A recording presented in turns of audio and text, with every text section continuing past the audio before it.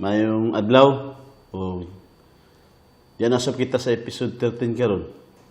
Ug ang atong isgutan mahitungod sa karniro nga gikan sa langit. Ug pinaagi niini nga episode, mahimbawan nato kung kinsa kay kini ang gaisgutaan niini nga episode. Apan sa dili pa, balikon una nato ang nahitabo sa miagi nga episode para sa pagpresko na usab sa atong mga hunahuna. Sa miaging episode, atong nahimbawan niya gipili sa Dios si Abram ug daghan ang gisaad sa Dios ngadto kaniya. Moy atong gisgutan sa miagi ug gani pa nahimbawan nato nga gikan si Abram sa yuta sa Ur ug gani gignan sa Dios nga biyaan niya ang iyang kaparintihan ug muadto sa nasod nga ihatag sa Dios kaniya. Una, gisaaran sa Dios nga hatagan og anak bisan kung baog ang iyang asawa. Ug tigulang na silang duha. Bisan pa man kung posible kani mahitabo, pero mao kini ang gisaad sa Dios kanila. Hatagan silang anak, unya gisaaran sa Dios nga mudaghan ang ilang kaliwatan ni Sara pinaagi adtong ilang anak nga ihatag sa Dios. Dayon iyang gisaaran nga iyang ihatag ngadto sa iyang kaliwatan ang yuta nga Kanaan. Ug naa pa, gisaaran pagid sa Dios si Abraham nga mapanalanginan ang tanang kabanayan sa kalibutan, pinaagi sa iyang kaliwatan, kay mutungha man si Hesus nga manluluwas sa kalibutan gikan sa iyang kaliwat. Ug pinaagi niini si bisan kinsa nga mutuo kang Hesus, mapanalanginan lagi sama sa giingon sa Dios.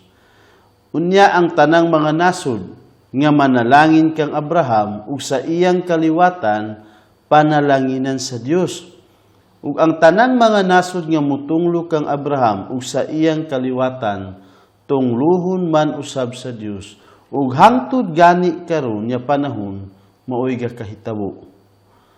Ug maoy ga nga hitabo kung mutan-aw ka gani sa world news diya sa mga balita, ang nasod nga gapanalangin kanila gauswaga man nga gauswaga.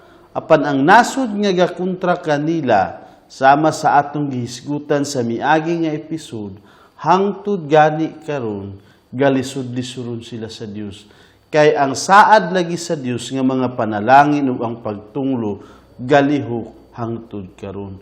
Kung atong mahuna-hunaan, maalam gayud ang leader sa usa ka nasod kung iyang buhaton ang paglaban ug ang pagpanalangin sa Israel.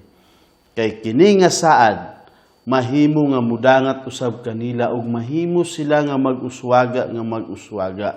Apan kung ang nasod nga dili niya kini hunahunaon nga saad para kanila nga mga kaliwat ni Abraham, ang Dios mismo mo'y gatunglo kanila ug mao'y galisod-lisod kanila. Ug atong nahimbawan nga giilisdan sa Dios ang ngalan ni Abram ug Abraham. Gikan sa Abram karon nahimong Abraham nga nagkahulugan ug amahan sa daghan. Pinaagi niini nga ngalan masayra nato nga matuman gid kini nga gisaad sa Dios kanila. Ug ang ngalan sa iyang asawa nga Sarai giilisdan usab og Sara nga nagkahulugan og prinsesa, kay pinaagi kaniya mutungha man ang daghang mga hari. Sa ato pa, mo kini ang atong gisgutan sa miagi nga episode. Daghan nga mga saad ang gisaad sa Dios ngadto kang Abram. Og sa hinay-hinay, pinaagi niining atong pagsunod sa episode, masayra nato nga kining tanan mahitabo sa insakto nga panahon sumala sa giingon sa Dios. Isigutan sa nato ang pagtuo ni Abraham, kung unsa ang iyang gituuhan, ug unsa ang iyang gilauman. Gikan sa una gayud nga mga tawo, naay nagpaabot sa gisaad nga manluluwas, ug ang usa niini nga mga gapaabot, mao si Abraham.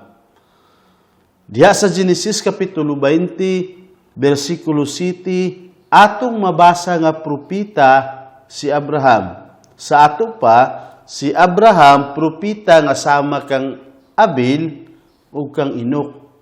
Kay propita man, ug kini nga propita ang atong nasayran ug atong gihisgutan nga tigpamaba sila sa Dios.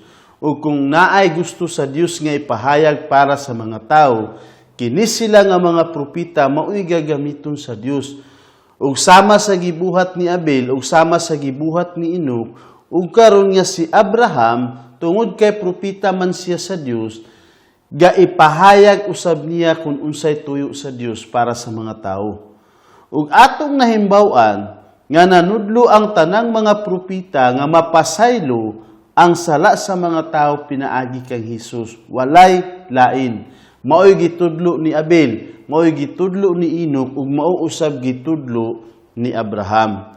Busa klaro kaayo nga si Abraham usab nagtudlo mahitungod kang Hesus ug mahitungod sa pagpasaylo sa mga sala sa mga tao nga mudawat kaniya. Ug si Abraham mismo naluwas kay mituo usab kang Hesus. Mao'y iyang gituuhan ug mao'y iyang gilauman nga kini nga Hesus mauray makabayad sa iyang mga sala. Balikon sa nato pagbasa kung unsa ang gaitudlo sa tanang mga propita may tungod kang Hesus. Mubasa kita diya sa Buhat Kapitulo 10, versikulo 43. Ug nag-ingon, kaniya ang tanang mga propita nagpamatuod, nga ang tanang mutuo kaniya makadawat sa kapasayloan sa mga sala pinaagi sa iyang ngalan. Sa ato pa, mao kini ang giwalin ni Abraham. Mao'y giwalin ni Abel, mao'y giwalin ni Enoch, ug mao usab giwalin ni Abraham nga bisan kinsa ang tanan mapasaylo ang mga sala pinaagi lamang kang Hesus. Ug sa makaanhin na si Hesus sa kalibutan, gahisgutaan niya si Abraham ug basahon nato ang usa sa mga gisulti niya mahitungod kaniya. Pag-abot lugar ni Hesus diri sa kalibutan, adunay giingon ni Hesus at tubangan sa mga kaliwatan ni Abraham. Ug atong basahon ang mahitungod ni ini diya sa Juan Kapitulo 8, versikulo 56. Nag-ingon si Hesus, ang inyong amahan nga si Abraham nalipay nga makakita siya sa adlaw sa akong pag-anhi. Nakita niya kini ug nalipay siya. Mo'y giingon ni Hesus diya sa daghan nga mga kaliwatan ni Abraham. Sa ato pa, ingon ni Hesus na lantaw siya ni Abraham bisan sa wala pa siya makaabot. Nakita niya siya ug nalipay. Mao'y gibati ni Abraham nga mao'y giingon ni Hesus. Namatay si Abraham sa wala pang magpakatao si Hesus. Apan miingon si Hesus nga nakita ni Abraham ang iyang adlaw. Nalantaw ni Abraham si Hesus bisag layo pa ug nalipay kay nasayod siya nga mahitabo gayud ang pag-anhi ni Hesus sa kalibutan. Nahimbaw-an ni Abraham nga umaabot gayud si Hesus ug pag-abot niya iyang bayran ang sala ni Abraham busa siya nalipay. Mupadayon pa kita sa pagbasa mahitungod kang Abraham. Diya sa Roma Kapitulo 4, versikulo 2 hangtod sa 3. Ug nag-ingon dinhi, kay kung si Abraham nahimo pang matarong tungod sa iyang mga binuhatan, aduna unta siya ikapasigarbo. Apan dili sa atubangan sa Dios. Kay unsa may giingon sa kasulatan, si Abraham mituo sa Dios ug kadto giisip alang kaniya ingon nga pagkamatarong. Wala siya nabuhat para sa iyang kaluwasan. Sa miaging mga episode, atong nabasa diya sa Episo Kapitulo 2, versikulo 8 hangtod sa 9, nga ang kaluwasan pinaagi ragayd sa pagtuo o dili pinaagi sa mga binuhatan. Dili man nato mahaguan para lang nga makaangkon ka og kaluwasan. Wala kitay mahimo. Gasara sa Dios ang kaluwasan diha sa matag usa katawo nga mutuo kang Hesus.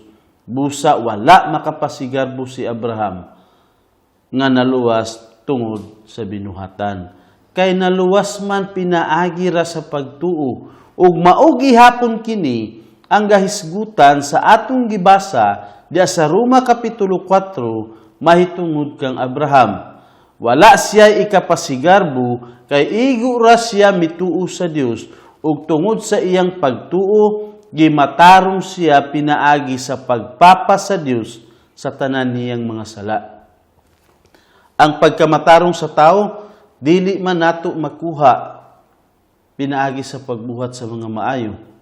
Sa bisan unsa na lang, dili man. Pero ang pagkamataro nga atong gisigutan, mao ang kaluwasan, mao nga ang atong makuha pinaagi lamang sa pagtuo ngadto kang Hesus.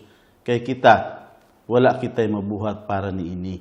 Ug diha sa Hebreo Kapitulo 11, nga ato nang nabasa sulod sa daghang mga panahon, dinhi niining series, atong makita nga apil si Abraham sa taas nga listahan sa mga tao nga nagpaabuta kang Hesus ug nangahibalo nga langit ang ilang padulungan kay naluwas man sila pinaagi kaniya.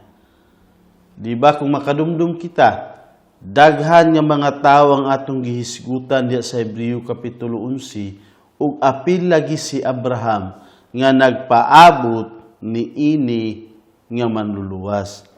Ug sila gayud nakatuo nga kining kalibutan temporary lamang ug naay langit nga mao ang insakto nila nga punuyanan tungod sa ilang pagtuo. Nga padayon kita may tungod sa nahitabo di kang Abraham. Gituman gayud sa Dios ang iyang gisaad nilang Abraham ug iya silang yatagan og batang lalaki pinaagi sa iyang baog nga asawa ug pinaagi sa ilang hapit na makasurindir nga mga lawas tungod sa ilang pagkatigulang. Inumdumi 99 na ang edad ni Abraham ug ang iyang asawa tigulang na usab ug mihunong na gani ang iyang naandan nga kahimtang may tungod sa mga babae kay tigulang na lagi. Basahon sa nato ang mahitungod ni ini nga milagro nga gipaabot gayud sa Dios kanila. Diya sa Genesis Kapitulo 21, versikulo 1 hangtod sa 7. Ang Ginoo miduaw kang Sara sumala sa gisulti niya ug ang Ginoo mibuhat ngadto kang Sara sumala sa iyang gisaad. Ug nagsamkon si Sara ug nanganak usa ka bata nga lalaki kang Abraham sa tigulang na siya. Sa panahon nga gisulti sa Dios kaniya, ug ginganlan ni Abraham ug Isaac ang iyang anak nga lalaki nga gipanganak ni Sara kaniya. Ug gituli ni Abraham ang iyang anak nga si Isaac sa dihang 8 na siya kaadlaw sumala sa sugo sa Dios. Si Abraham usa ka gatos ka tuig na ang kagulangon sa dihang nataw kaniya si Isaac nga iyang anak. Ug si Sara miingon, ang Dios nagpakatawa kanako aron ang tanan niya makadungog magkatawa uban kanako. Ug miingon siya, kinsabay makasulti kang Abraham nga si Sara magpasuso sa mga bata. Kay ako nanganak alang kaniya sa usa ka bata nga lalaki sa tigulang na siya.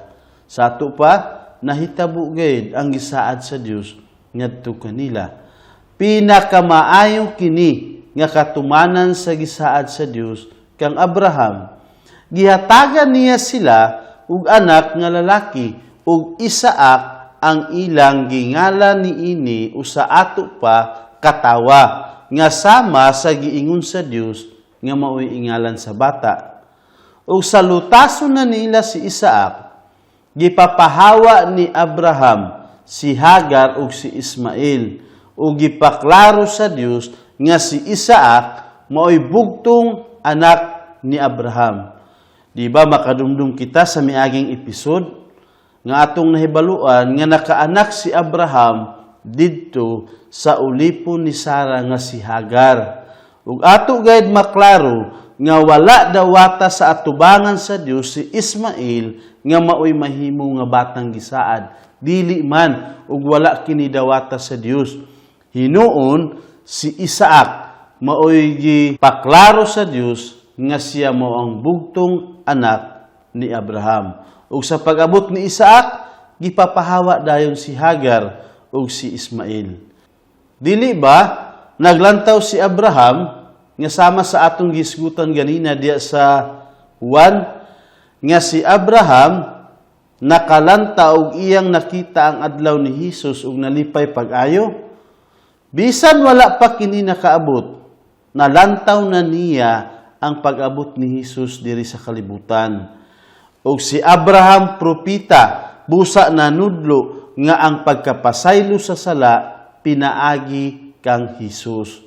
Ug naay panahon nga naghatag ang Dios kang Abraham ug tin-aw kaayo nga hulagway sa mahitabo kang Hesus kung moabot na siya sa kalibutan. Ug kini nga propesiya nga hulagway gihatag sa Dios pinaagi sa bugtong anak ni Abraham nga mao si Isaac. Basahon nato ang mahitungod niini kung naunsa-unsa nga pagkahulagway nga pinaagi kang Isaac, gipaklaro niya kang Abraham mismo ug para sa mga tao nga mauusab ang mahitabo kang Hesus sa pag-abot niya dinhi sa kalibutan. Basahon nato ang Genesis kapitulo 22, bersikulo 1 hangtod sa 19. Human ni adtong mga hitabua, human natuman ang saad, ug dayon human gipalaya si Hagar ug si Ismael, ang Dios nagsulay kang Abraham. Ug miingon kaniya, Abraham, ug siya miingon, ania ako. Ug siya miingon, kuhaa karon ang imong anak, ang bugtong nimong anak nga si Isaac, nga imong pinalangga ug lakaw ngadto sa yuta sa Moria, ug didto ihalad siya, ingon nga halad nga sunugon. Didto sa usa sa mga bukid nga akong isulti kanimo. Sa ato pa, ang gigasa sa Dios kanila nga bata nga mao si Isaac, ug bugtong nilang anak, si Abraham gisugo karon sa Dios nga ihalad nga sunugon. Tan-aw nato kung unsay buhaton ni Abraham. Kung tumanon ba niya kini o ipalabay lang. Busa si Abraham mibangon pagsayo ni anang pagkabuntag ug iyang gisangunan ang iyang asno ug iuban niya ang duha ka batan-ong sulugoon ug si Isaac nga iyang anak.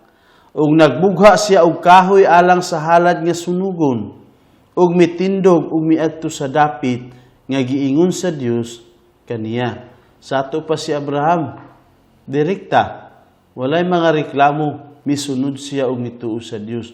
Sayo gani siya mibangon para sa pag-andam sa ilang mga dalunon ug muadto gyud siya sa bukid kung diin siya dalon sa Ginoo ug didto ihalad si Isaac.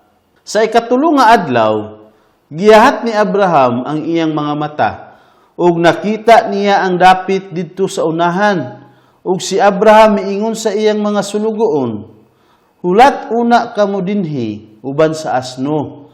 Ako ug ang bata moadto sa unahan ug musimba didto ug kami mubalik nganhi kaninyo. Ug gikuha ni Abraham ang sugnod alang sa halad nga sunugon ug gipapas-an niya kini sa iyang anak ug siya mikuha sa kalayo ug sa punyal ug milakaw silang duha nga nagkuyog. Unya si Isaac misulti kang Abraham nga iyang amahan, amahan ko. Ug siya miingon, aniya ako, anak ko. Ug siya miingon, aniya ang kalayo ug ang sugnod, apan hain man ang nating karniro alang sa halad nga sunugon. Ug si Abraham miingon, ang Dios maghatag og nating karniro alang sa halad nga sunugon, anak ko. Busa mipadayon sila sa paglakaw nga nagkuyog. Makita nato dinhi kung unsa ka masinugtanon si Abraham ngadto sa Dios. Walay bisan kinsa karon niya mga amahan nga makaparihas sa iyang gibuhat. Bisan pa man kung ultimo niyang anak, bugtong anak nga maoy ga ihalad, wala gani niya ihikaw ngadto sa Dios. Wala siya reklamo ug nakaingon ba ka nga Ginoo dili kini mahimo.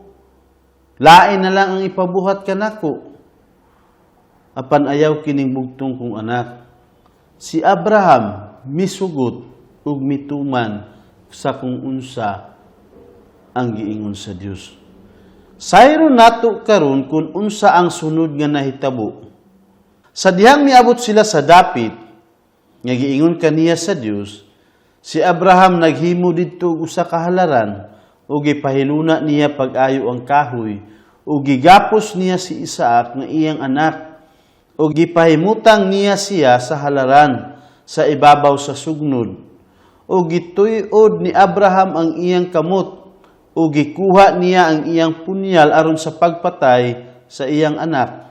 Apan ang anghel sa Ginoo mitawag kaniya gikan sa kalangitan nga nag-ingon, Abraham, Abraham, ug siya miingon, aniya ako, ug siya miingon, ayaw bakyawa ang imong kamot batok sa bata, o magbuhat kaniya sa bisan unsa, kay karon akong naila nga ikaw nahadlok sa Dios.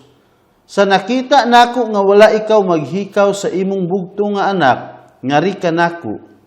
Unya giyahat ni Abraham ang iyang mga mata, ug siya mitan-aw, ug iyang nakita nga sa iyang likod dihay usa ka laking karniro nga ang mga sungay nasangit sa kasampinitan, ug miadto si Abraham ug gikuha niya ang karniro nga laki, ug kini iyang gihalad, ingon nga halad nga sunugon puli sa iyang anak. Sa ato pa mo'y nahitabo, sa pag-abot nila sa dapit diin mao kadto ang giingon sa Dios nga si Isaac ihalad didto sa Mount Moriah, nag-andam sila sa halaran, ug basin mitabang gayud si Isaac niadto sa walay pagkasayod nga siya di ay mao ang ihalad. Dayon gigapos ni Abraham si Isaac ang iyang anak, ug gipahigda niya sa halaran, ug sa dihang aktwal na niya dunggabon ang iyang anak, gitawag siya sa Dios. Miingon, ayaw bakyawa ang imong mga kamot batok sa bata. Sa ato pa, basin si Abraham dito nga panahuna na kahunong, ug basin nakapasalamat sa sobra. Ang iyang anak dili madayon sa paghalad. Ug sa iyang pagyahat, nakita niya ang laking karniro nga maoy insakto nga nakahalad sinunog sama sa giingon niya ganina sa iyang anak nga ang Dios maoy mag-andam sa laking karniro para ihalad nga sunugon, ug maoy nahitabo, ug siguro nga silang duha nakatan-aw ni ining karniro, ug base nakaingon si Abraham nga ikaw unta anako, ikaw unta Isaac ang masunog ug ihalad diha. Pero ilang nakita ang karniro, insakto nga gipatay, ug maoy nakapuli kang Isaac, ug maoy nadayon pagkahalad. Dako nga mensahe ang gusto ipaabot sa Dios para kanato, ug para mismo kang Abraham. Apan atong sayron karon sa taud-taud ang uban nga mensahe pinaagi ni ini nga pulunga. Busa ginganlan ni Abraham kadtong dapita nga ang Ginoo mag-andam. Ingon niya kini, gisulti hangtod karon sa bungtod sa Ginoo kini ihatag. Ug ang anghel sa Ginoo nagtawag kang Abraham, pag-usab, gikan sa langit ug miingon, tungod sa akong kaugalingon nanumpa ako. Nag-ingon ang Ginoo nga tungod kay gibuhat nimo kini, ug wala ikaw maghikaw kanako sa imong anak, sa imong bugtong nga anak, ikaw panalanginan gayud nako ug akong padaghanon ang imong mga kaliwat sama sa mga bituon sa langit, ug ingon sa balas nga anaa sa baybayon sa dagat. Ug ang imong mga kaliwat manag-iya sa ganghaan sa ilang mga kaaway, ug pinaagi sa imong kaliwat ang tanang nasud sa yuta, magpanalangin sa ilang kaugalingon, kay gituman manimo ang akong tingog. Busa mibalik si Abraham sa iyang mga sulugoon, ug nanindog sila, ug nagkuyog padulong sa Beersheba, ug si Abraham mipuyo sa Beersheba. Sa ato pa, baliko nato sa paghisgot ang bersikulo, gisugo sa Dios si Abraham nga iyang ihalad ang iyang bugtong anak nga si Isaac. Atong timan-an nga gisulti sa Dios nga bugtong anak ni Abraham si Isaac. Walay lain si Isaac. Gipapahawa sa Dios si Ismael ug ang iyang inahan pag-abot na sa gisaad nga bata nga mao si Isaac. Kay wala man dawata sa atubangan sa Dios nga si Ismael maoy mahimo nga bugtong anak kundili si Isaac ra ang bata nga gisaad para kanila. Dili inuon gusto sa Dios nga ihalad sa mga tao ang ilang mga anak nga sama sa gipabuhat niya kang Abraham apan pagsulay lamang kini kang Abraham. Ugawas pa niini, gusto sa Dios nga muhatag kang Abraham og propesiya ug hulagway sa mahitabo ni Hesus kung makaabot na siya sa kalibutan. Maoy tumong sa Dios nga pinaagi kang Isaac makita ang hulagway sa mahitabo sa manluluwas kung makaabot na dinhi sa kalibutan. Pagsugo sa Dios kang Abraham, diretso mituo. Ug sa ilang pag-abot sa tiilan sa Mount Moriah, iya rang gipahulat ang iyang duha ka sulugoon ug iya silang gisultihan nga kung makahuman na sila ni Isaac pagsimba didto sa bukid, mubalik sila. Na matud-an si Abraham nga bisan kung iyang ihalad si Isaac, banhawon ra sa Dios.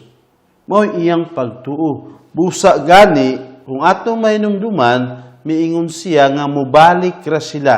Kay nasayod siya nga bisan kung buhaton niya kini, banhawon ra siya sa Dios. Mao'y iyang pagtuo. Diya sa Hebreo Kapitulo 11, versikulo 19, mao'y pagtuo ni Abraham, nga bisan pa man kung iyang ihalad si Isaac, na banhawon ra gayud siya sa Dios.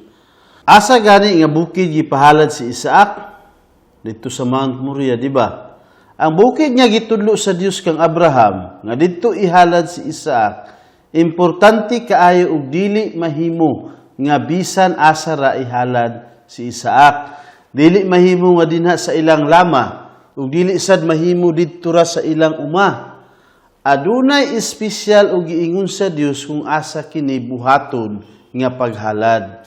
Gipalakaw gani sa Dios si Abraham ug si Isaac sulod sa tulo ka adlaw paingon sa Mount Moriah. Kay didto nga bukira ihalad si Hesus kung makaabot na siya sa kalibutan. Sa ato pa pinaagi sa kahimtang ug gibuhat ni Abraham ug ni Isaac, hulagway man sa mahitabo sa manluluwas sa unahan. Timan-an nato nga propesiya kini nga hulagway nga gapakita kung unsa ang mahitabo kang Hesus.